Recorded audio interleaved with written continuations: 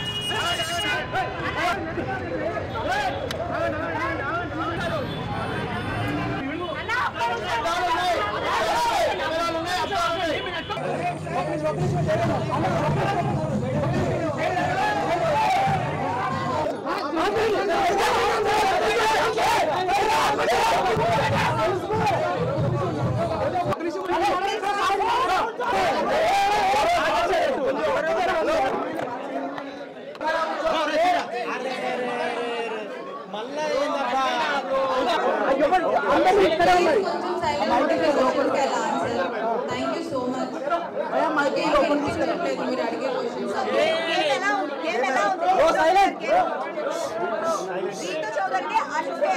Unfair గా తీసేశారు అంటున్నారు, ఏమంటారు?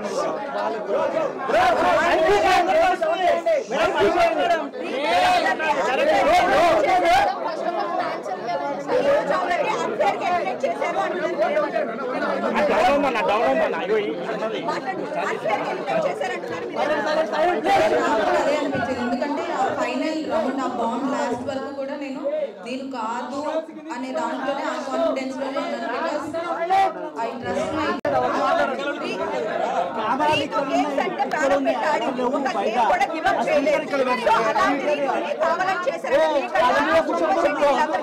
పెద్దగా ఆడలేదు కదా, సో మీరు రావడానికి మీరేమనుకుంటారు?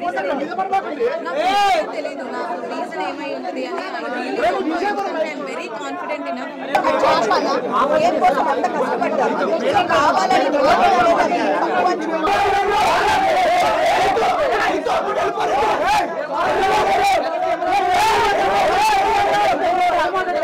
అన్ఫేర్ ఎలిమినేషన్ అంటున్నారు, దీని గురించి మీరు ఏం చెప్తారు?